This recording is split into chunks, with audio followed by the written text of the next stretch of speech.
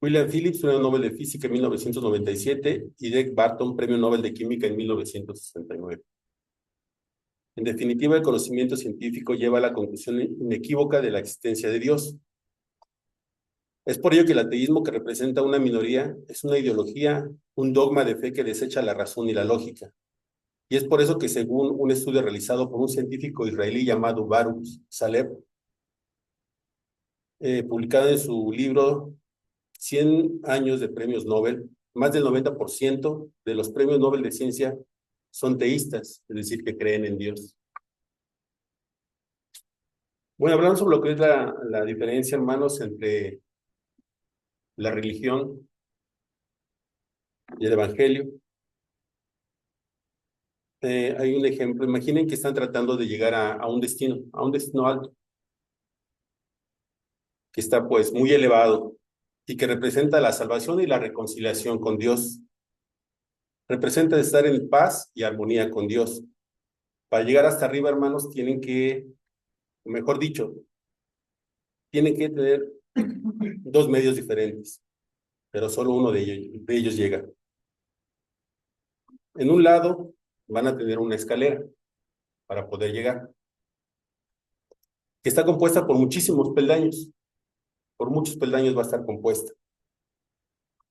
Y cada peldaño, hermanos, cada peldaño para cada uno va a representar un esfuerzo, una obra, una práctica, un ritual, un mérito que debe cumplir poco a poco para ir subiendo esa escalera. Y esto va a requerir, pues, de mucho esfuerzo, mucha constancia y mucho sacrificio, ya que cada peldaño, cada vez que va subiendo, va aumentando cada vez que se hace más difícil. Es decir, empiezan siendo peldaños pequeños, pero a medida que va subiendo se hace una odisea para subir cada uno de estos peldaños.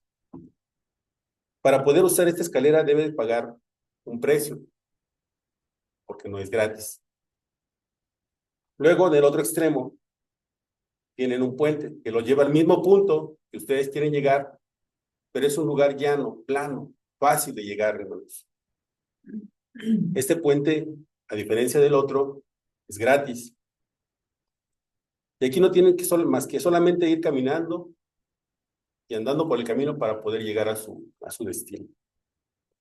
Bueno, con estas dos ejemplos que les puse, quiero pensar que más o menos han entendido y han comprendido lo que estamos o lo que vamos a tratar en esta mañana. ¿Qué representaría la escalera, hermanos? La religión. Vamos a ver la diferencia entre la religión y el evangelio. Y la escalera representará la religión de las obras y exactamente los esfuerzos para tratar de llegar a Dios. Mientras que el puente representa el evangelio de la gracia de Dios. Hermanos, el ser religioso no es sinónimo de fe. Y no se dejen engañar. No es sinónimo de fe. Hermanos, a lo largo de la historia, hombres, mujeres han orado con intensidad, han servido en la iglesia con mucho esmero, han mostrado un fervor apasionado, hermanos, por las cosas de Dios. Mas, sin embargo, sus corazones están lejos, como lo vemos, hermano, en Mateo 15:8. ¿Qué nos dice Mateo 15:8? ¿Recuerdan, hermanos? Este pueblo de labios me honra, mas su corazón está lejos de mí. ¿Es posible aparentar una devoción mientras se vive en una rebeldía espiritual? Sí, es posible. El mundo está lleno de religiosidad, pero vacío de verdad. Abundan altares, pero escasea la obediencia a Dios. En esto, hermanos, el gran peligro es creer que porque oramos, porque servimos, porque participamos activamente en la iglesia, ya estamos en paz con Dios. Pero, hermanos, el Señor no se deja impresionar por rituales ni por fervores humanos. Él examina, hermanos, el corazón de cada uno de nosotros. Por eso debemos preguntarnos con extrema urgencia, ¿es fe o es mi fe fruto de una obra regeneradora de Cristo? o es solamente una apariencia religiosa que busca tranquilizar mi conciencia? La diferencia entre ambas realidades es eterna y de ello depende el destino de nuestras almas. El apóstol Pablo, escribiendo a los romanos, hizo una sorprendente declaración sobre su propio pueblo en Romanos 10:12. ¿Tienen sus Biblias a la mano, hermanos?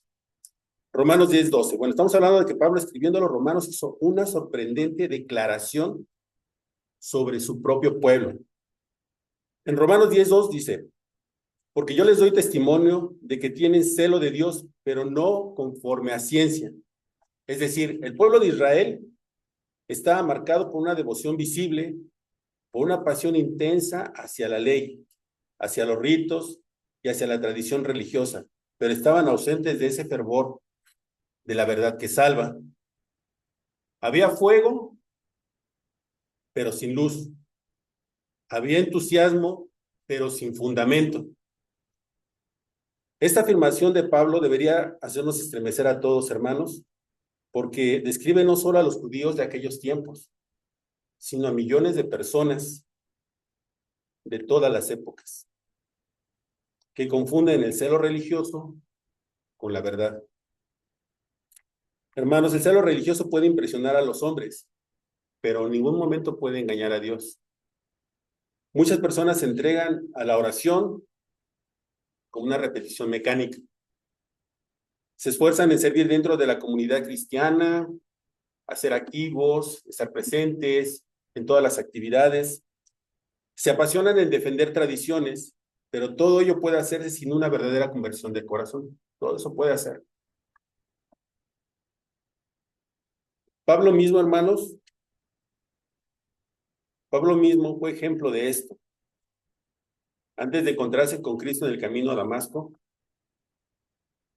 un hombre intensamente celoso de la ley, fariseo de fariseos, irreprensible en cuanto a la justicia externa que la ley demandaba. Sin embargo, estaba completamente perdido, persiguiendo a la iglesia del Señor, convencido de que estaba sirviendo a Dios.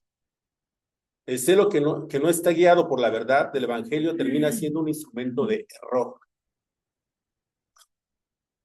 Hermanos, Jesús mismo advirtió sobre esto cuando habló a los fariseos y a los escribas. Ellos eran los hombres aparentemente más religiosos, aparentemente más apegados a las escrituras. Oraban en público, ayunaban 2 veces por semana, daban diezmos minuciosos de cada cosa, vestían ropas que mostraban su devoción, ocupaban los primeros asientos de las sinagogas. Desde la perspectiva humana eran admirados como ejemplos de santidad. Sin embargo, el Señor los describió con palabras muy duras en Mateo 23:27. Hay de vosotros, escribas y fariseos hipócritas, porque sois semejantes a sepulcros blanqueados, que por fuera la verdad se muestran hermosos, mas por dentro están llenos de huesos de muertos y de toda inmundicia. Hermanos, ahora vamos a dar una breve introducción. Vamos a entrar, por favor, nuestras Biblias en Marcos, capítulo 2, versículos 18 al 22.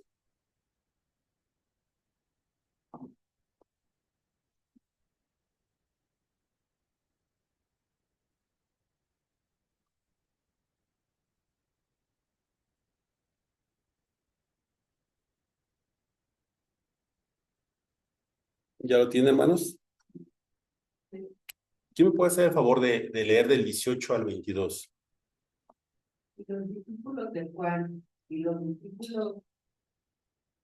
discípulos de Juan y los de los fariseos ayunaban y vinieron y le dijeron: ¿por qué los discípulos de Juan y los de los fariseos ayunan y sus discípulos no ayunan? Jesús les dijo: ¿acaso pueden los que están de bodas ayunar mientras está con ellos el esposo? Entre tanto que tienen consigo al esposo, no pueden ayunar, pero vendrán días cuando el esposo les será quitado, y entonces en aquellos días ayunarán. Nadie pone relleno de paño nuevo en vestido viejo, De otra manera, el mismo rendimiento nuevo tira de lo viejo y se hace peor la rotura. Y nadie echa vino nuevo en odres viejos. De otra manera, el vino nuevo rompe los odres. Y el vino se derrama y los odres se pierden. Pero el vino nuevo en odres nuevos se ha de echar. Amén. Hermanos, durante el ministerio de nuestro Señor Jesús, tuvo muchos, pero muchos conflictos con los grupos religiosos de Israel. Ustedes recordarán, los fariseos y los escribas. De hecho, uno de los discursos más duros que el Señor dio acerca y se pronunció acerca de estos fariseos, lo podemos observar en Mateo capítulo 23. No lo vamos a leer ahorita, pero en el capítulo 23 Jesús se pronuncia contra ellos, un discurso muy, muy fuerte contra estos escribas y contra estos fariseos. Como les decía, los escribas y los fariseos, hermanos, parecían que eran los más apegados a las escrituras. Y este grupo, hermanos, fue el que se opuso con más violencia, con más saña a nuestro Señor Jesús. Esto como se puede apreciar en la sección del Evangelio de Marcos, todo lo que podemos estar marcado, hermanos, cómo se opusieron a él. Desde el capítulo 2 hasta el versículo 6 del capítulo 3, hermanos, Marcos describe una secuencia de varias controversias que tuvo con los escribas y los fariseos. ¿Recuerdan cuál es la primera controversia que tuvieron? Bueno, hermano, la primera controversia que tuvo con ellos fue la autoridad para perdonar pecados. Esa fue una de las primeras controversias. Otra controversia, hermanos, tuvo que ver que Jesús se sentara a comer ¿con quién? Con los publicanos, exactamente. Y con los pecadores. Y hoy, hermanos, hoy vamos a hablar sobre lo que es otra controversia que tuvieron, lo que es el ayuno. Vamos al versículo 18, hermanos. El versículo 18 que ya nos dijeron, dice, y los discípulos de Juan y los de los fariseos ayunaban y vinieron y le dijeron a Jesús, ¿por qué los discípulos de Juan y los de los fariseos ayunan y tus discípulos no ayunan? Como podemos ver, hermanos, aquí el problema era la práctica del ayuno. El ayuno, hermanos, es una práctica religiosa que consiste en abstenerse de manera parcial o total de alimentos. Y esto es importante, debe haber un propósito espiritual, hermanos. Porque si no hay un propósito espiritual en el ayuno, hermanos, esta simple abstinencia de alimentos se convierte nada más en una dieta, nada más. Hermanos, en la época del Antiguo Testamento, Dios prescribió un solo ayuno, hermanos. ¿Sí recuerdan? Solamente Dios prescribió un solo ayuno para el pueblo de Israel. Lo único que la ley exigía a los judíos, hermanos, en cuanto al tema del ayuno, es que ayunaran en el día de la expiación. Y esto lo vemos en Levítico 16, hermanos.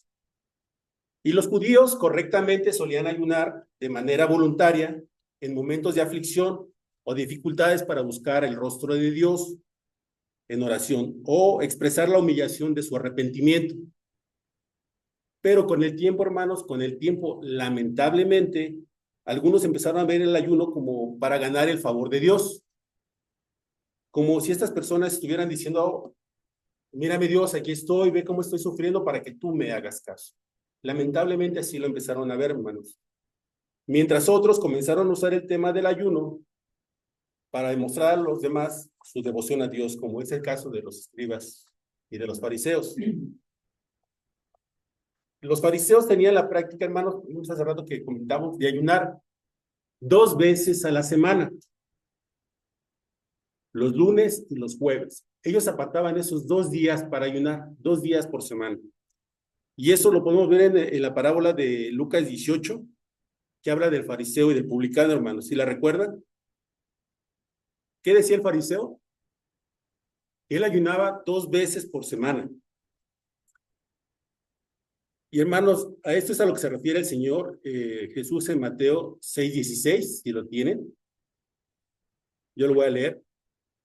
Dice, cuando ayunéis, no seáis austeros como los hipócritas, porque ellos demudan sus rostros para mostrar a los hombres que ayunan. De cierto os digo que ellos ya tienen su recompensa. Lo que ellos querían es que les hicieran caso, que los vieran, pues ya lo tenían. Y el Señor les dice que van a tener eso, nada más. Sobre el tema que se describe, hermanos, aquí en Marcos, esto sucedió casi exactamente después del llamamiento de Mateo de Leví. Y si esto ocurrió así, hermanos, ahora quiero que por favor imaginen esa escena. De estos escribas y estos fariseos, hermanos, que están fuera de la casa de Mateo. Imagínense que están afuera, ayunando y mostrando a los demás su devoción a Dios, sin lavar su cara, cansados, para que vieran los demás cómo ayunaban. Mientras los discípulos de Juan y los fariseos ayunaban, así que, hermanos, dice aquí la frase, y los discípulos de Juan y los fariseos ayunaban, así que ambos estaban ayunando, hermanos. Entonces, hermanos, en esta escena tenemos a Jesús y sus discípulos en la casa de Mateo. Vamos a imaginar, estaban comiendo porque dice que los otros estaban ayunando. Y por otro lado, hermanos, como dice, tenemos a los fariseos, pues mirando esa escena, ese momento. Y es por ellos, hermanos, que se acercan al Señor Jesús para preguntarle, pues, ¿qué ocurría en ese momento? ¿Por qué estaba él ahí? Y es importante notar, hermanos, que dice el texto, los discípulos de Juan y de los fariseos. Es decir, los fariseos se dieron cuenta que los discípulos de Juan estaban ayunando. Así que decidieron ir juntos a preguntar a Jesús por qué él no practica lo que ellos practican. Y esto es muy interesante, hermanos, porque los fariseos entonces no le habían hecho caso a la predicación de Juan el Bautista. Cuando Juan el Bautista anunció a Jesús como el Mesías prometido del Antiguo Testamento, no le escucharon. Dice, ¿por qué los discípulos de Juan y los de los fariseos ayunan y tus discípulos no ayunan? Bueno, vamos a ver, hermanos. Vamos a ver la respuesta del Señor Jesús. Porque el Señor Jesús pudo haberles dicho, bueno, ustedes están yendo más allá de lo que la ley de Moisés prescribe. Porque la ley de Moisés solo prescribe un ayuno al año, en el día de la expiación. Y ustedes quieren imponer 2 ayunos cada semana. Pero hermanos, eso pudo haberles dicho el Señor Jesús. Pero eso no fue lo que él hizo. Vamos a ver, hermanos, cuál fue su respuesta. Hermanos, esa pregunta el Señor aprovecha para mostrarles a los fariseos y de paso darles una lección a los discípulos de Juan. Para mostrarles, hermanos, que la religiosidad y el evangelio son totalmente opuestos entre sí. Son diametralmente opuestos entre sí. La religiosidad, como lo vimos hace rato en el ejemplo de la escalera, del puente, la religiosidad consiste en apegarse a un conjunto de reglas, mientras que el cristiano consiste en tener una relación personal, gozosa y deleitosa con nuestro Señor Jesús. Y esta es la respuesta del Señor Jesús en el versículo 19, hermanos. ¿Qué le dice? ¿Acaso pueden los que están de bodas ayunar mientras está con ellos el esposo? Entre tanto que tienen consigo al esposo, no pueden ayunar.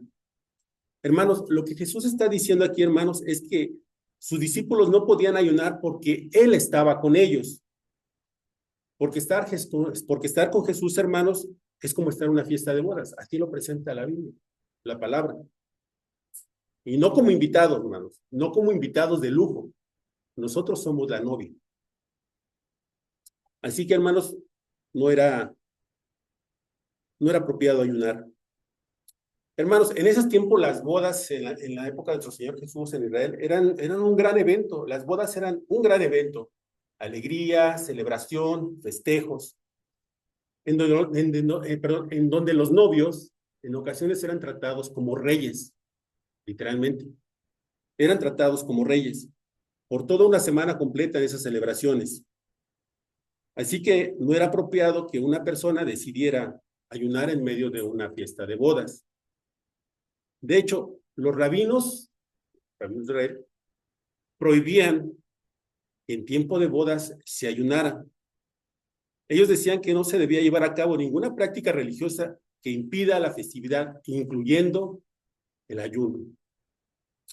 Y esa es la manera que usa Jesús aquí para ilustrar el gozo de sus discípulos con él.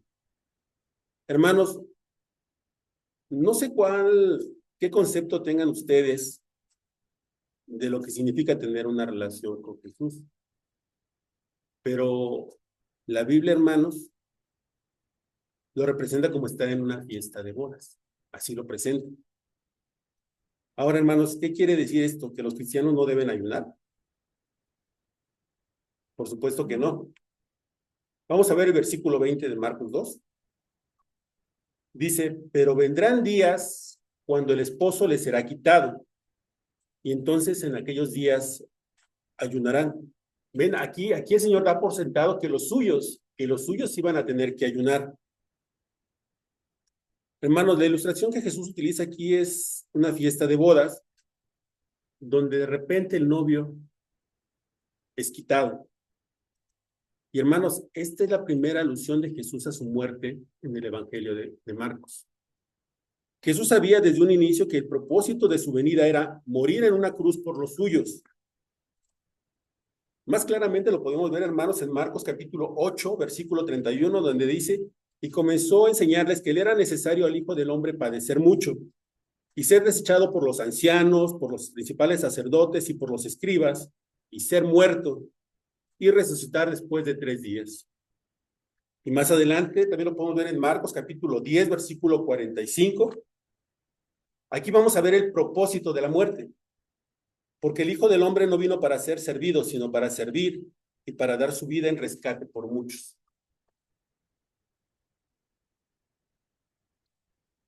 Otra diferencia entre el cristiano y el religioso.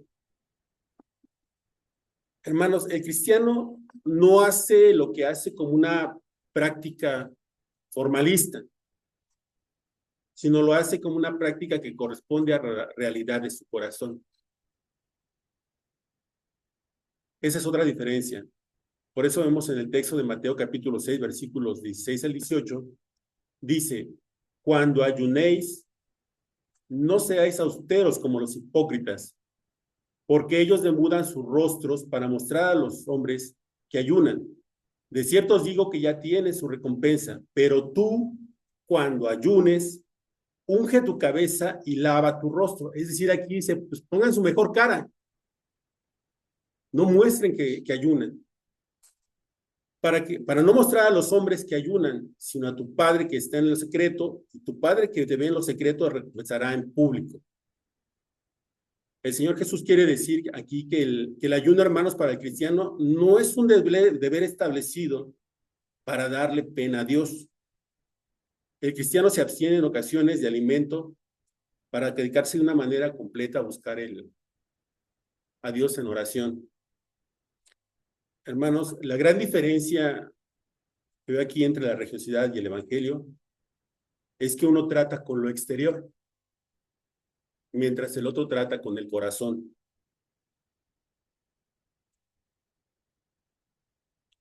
Hermanos, lo importante para el religioso es llevar a cabo al pie de la letra los deberes impuestos por su religión. Ok, bueno, ya vimos que el evangelio y la religión son totalmente opuestos entre sí. Ahora vamos a ver la enseñanza del Señor Jesús por medio de otras dos parábolas. Que Él no vino a reformar ni a cambiar ningún sistema religioso de los fariseos, ni ningún sistema religioso, hermanos.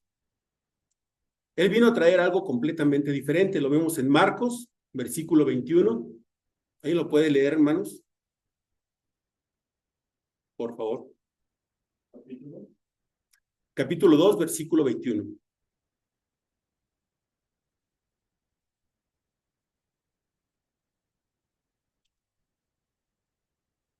Nadie pone remiendo de paño nuevo en vestido viejo. De otra manera, el mismo remiendo nuevo tira de lo mismo Amén, gracias. Hermanos, como ya lo habíamos visto anteriormente, es asombroso cómo el Señor utiliza ilustraciones cotidianas para mostrar verdades espirituales tan profundas. ¿Qué es lo que Jesús está diciendo aquí, hermanos? Que si ponemos un remiendo de paño nuevo en un vestido viejo, cuando laves ese vestido, el paño nuevo va a encoger. ¿Y saben qué es lo que va a pasar? Dice, se va a hacer peor la rotura. Pero bueno, ¿qué significa todo esto? Bueno, pues eso mismo pasa, hermanos, cuando una persona trata de completar su vida religiosa. ¿De qué manera? Añadiendo a Jesús. Bueno, puede haber personas que dicen, bueno, voy a seguir en la religión que tenía porque estoy bien. Voy a estar mejor que nunca porque voy a seguir haciendo lo mismo, la misma religión, pero ahora voy a agregar a Jesús. Eso se oye bien, ¿no? Se oye bien. Pareciera. Tiene lo que tenía anteriormente y algo más. A Jesús. Pero así no funciona, hermanos.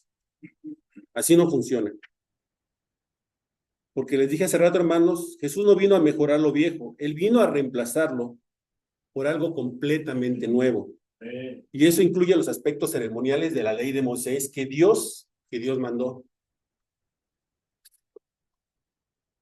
Ustedes han escuchado hablar de un grupo de personas que se llaman judíos mesiánicos, ¿ok? Ellos dicen ser cristianos, es correcto. Aceptan a Jesús como Mesías, pero ellos guardan todavía las ceremonias del Antiguo Testamento, hermanos. Y esa es una transgresión con lo que Jesús está diciendo aquí, hermanos, a lo que está enseñando. Esto es como les decía hace rato, ponerle un parche al Antiguo Testamento, ponerle a Jesús. A las ceremonias del Antiguo Testamento, ponerles un parche. No, hermanos, así no es. Todos esos ritos, ceremonias, dice Pablo en Colosenses capítulo 2, versículo 17, todo lo cual es sombra de lo que ha de venir, pero el cuerpo es de Cristo, hermanos, y el cuerpo ya está ahí. El cuerpo ya está. No necesitamos ninguna sombra. Hermanos, Jesús no vino a remendar lo viejo. Jesús vino a introducir lo nuevo. ¿Han escuchado también esto de que debemos crear una religión universal? ¿Ok? Y de todas las religiones tomar lo mejor e incluir a Jesús. La religión o la fe bahá'í hace eso. Otra vez tenemos que insistir, hermanos, en que Jesús no puede ser tomado, hermanos, como un parche para estar completando nuestra vida espiritual, nuestra vida religiosa. Él dijo muy claramente en Juan 14:6, ¿qué dijo, hermanos? ¿Se acuerdan? De hecho, también se lo enseñan a los niños.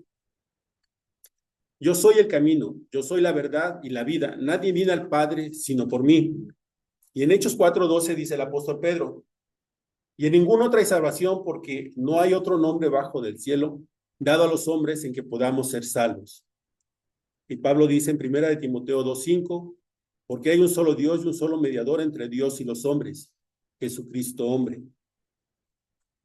Bueno, hermanos, ahora la otra ilustración que utiliza el Señor aquí es vino nuevo en odres viejos. Marcos 2:22 dice, y nadie echa vino nuevo en odres viejos. De otra manera, el vino nuevo rompe los odres y el vino se derrama.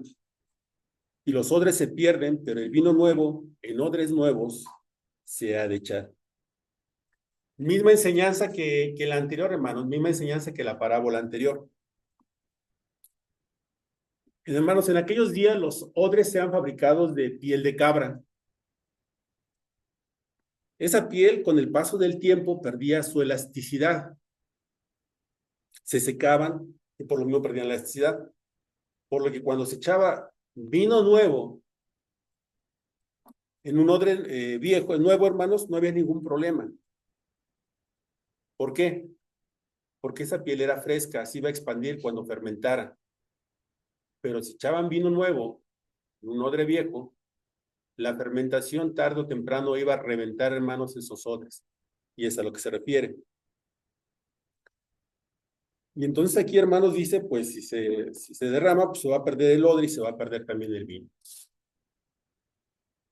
¿Y qué es lo que el Señor quiere mostrarnos con esta parábola? Pues que el Evangelio, hermanos, no puede armonizar con la antigua estructura del judaísmo, ni con ninguna religión creada por el hombre. El vino nuevo de la gracia solo puede echar en un nuevo corazón, transformado por el poder del Evangelio, hermanos. No se puede echar vino nuevo en un odre viejo. No podemos pretender hacer una asociación entre lo nuevo y lo viejo, entre la religiosidad y el Evangelio, porque esto no funciona así como lo hemos visto. Ahora ven el por qué tan importante, hermanos, es tomar en cuenta este pasaje también. Como vemos el problema aquí, hermanos, el problema no es el ayuno. No es el ayuno, hermanos, aquí. El centro de este texto es la gran diferencia que hay entre el Evangelio y la religión creada por el hombre.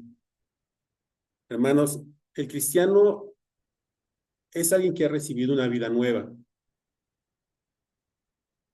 Antes, hermanos, antes de ser cristianos, nosotros éramos ese odre viejo. Éramos ese vestido viejo, hermanos. Al que no se le podía poner el parche de Jesús. Nosotros éramos, hermanos, ese odre viejo al que no se le podía echar el vino nuevo de la gracia de Jesús porque nos habría reventado, hermanos. Nuestro Señor Jesucristo, con su gran poder, hizo de nosotros un nuevo odre y un nuevo vestido. Dios tuvo que transformar completamente nuestra vida para que la vida de Jesús viniera a ser ahora nuestra vida. En Juan, capítulo 17, versículo 3, hablando acerca de la vida eterna. Y esta es la vida eterna, que te conozcan a ti, el único Dios verdadero, y a Jesucristo, a quien has enviado. Hermanos, Cristo vino a traer un nuevo gozo de la fiesta de bodas, como lo vimos. Y recuerden, nosotros somos invitados. No, nosotros somos la novia, como lo habíamos visto, hermano.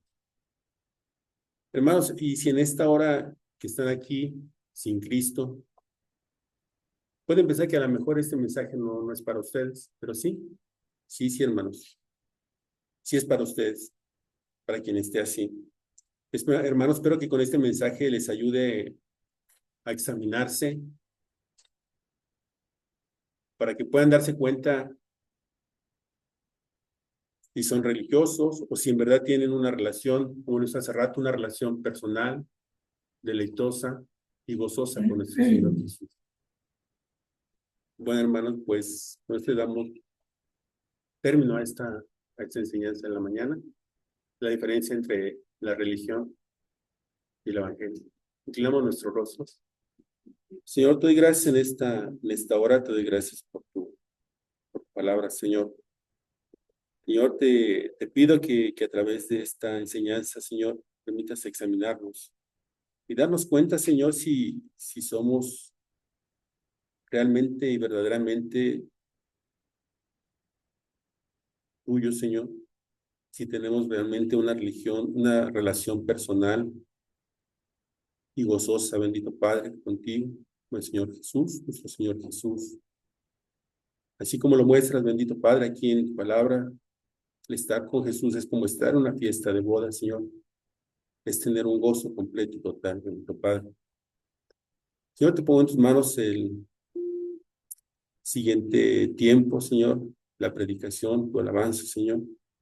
Y te pido, bendito Padre, que guardes los caminos de mis hermanos, Señor, que lleguen a la iglesia también. Todo esto lo pido y te lo agradezco, Señor, en nombre de nuestro amado, nuestro Señor Jesús. Amén. Amén.